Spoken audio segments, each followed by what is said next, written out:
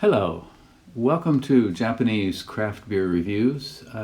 Today we're going to begin a series of 24 beers from the Kalea Brewer's Advent Calendar, available at Costco in many countries around the world. If you've already seen this or you don't care to have this introduction, you can skip ahead a couple of minutes, a minute and a half or so, to the beer. Kalea is a company based in Salzburg, Austria, and they were founded in 2010.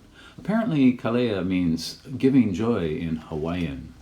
And Advent, of course, is the Christian season to prepare for Christmas. And it begins on the fourth Sunday before Christmas. This year, November 27th to December 24th.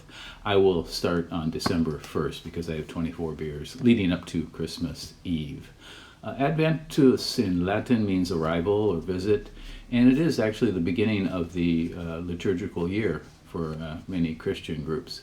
And Advent calendars, of course, are popular commercial items. There are many types: chocolate, cosmetics, coffee, even lip balm, but I prefer beer, and that's what I'm going to be reviewing here. And let's take a look at what we have here in terms of Bundesländer, or German states. There are 15 beers from Bavaria, 3 from Baden-Württemberg, 2 from Hamburg, 2 from Austria, 1 from Saxony, and 1 from North Rhine-Westphalia. Styles: there are 8 Helles Dortmunders and 4 Märzen or Oktoberfest, 3 Pilsners, 2 Weissbier or Hefeweizen, and 1 each of Amber Lager, Vienna, Bock, Pale Ale, Stout, and Traditional Ale, and 1 Weizenbock and 1 Zwickel or Keller beer. So I'm looking forward to getting into these. Again, there will be 24 beers. And once again, if you don't want to hear this introduction again, next time you can just skip over it. Okay? All right, well, let's get into the first of the beers from the Kalea Brewer's Advent Calendar 2002. All right, here we are at day 5 of the Kalea Brewer's Advent Calendar, and it's this one, kind of an unusual kind of label art. It's called Schwarze Tinte, and collab stout, and it's I can't be certain here, but I think this is a collaboration between the following 2 brewers, Dietrachinger and Hopfenkopf. I think. It's kind of hard to tell online. The brewer on the back is listed as Kalea, and so it's kind of hard to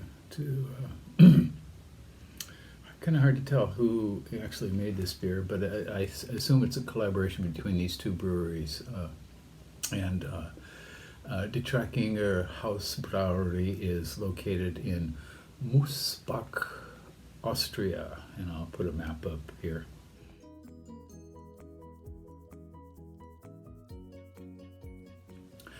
And so I'm not really sure. There are several varieties of this floating around online, and but I assume this is the one. And from Untappd, I think I got the correct information.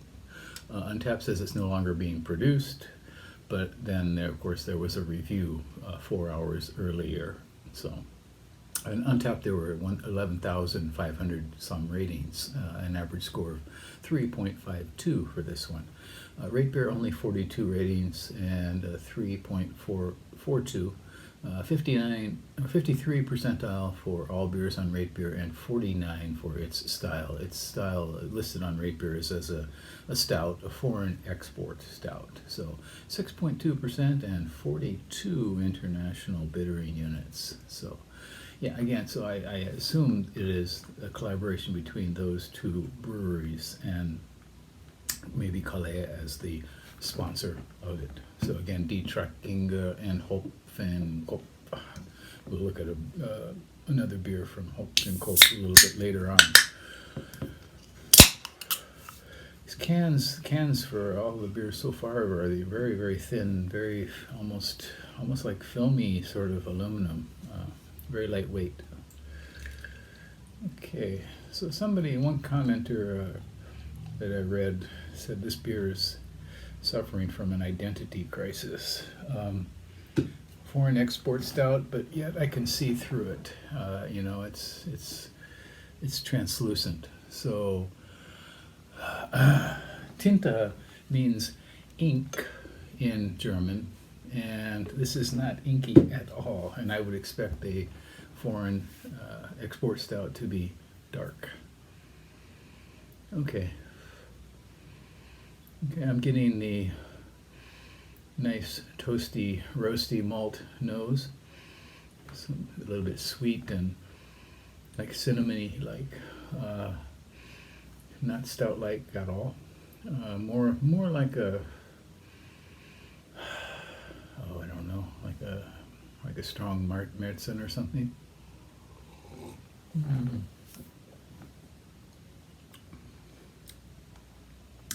Yeah, it's not a stout. I don't know what they want to call it, but it's not a stout.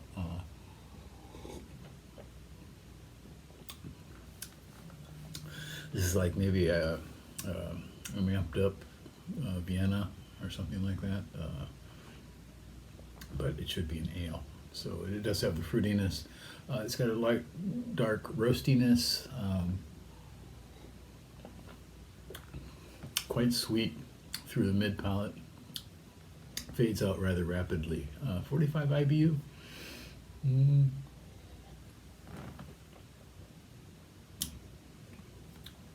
Perhaps.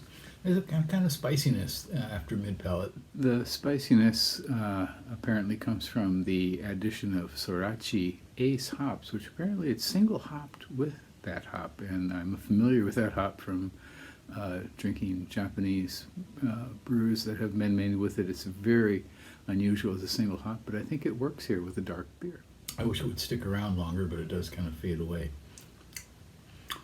Light, sweet finish, kind of sticks on the tongue. Not plain, but so this is clearly not a stout.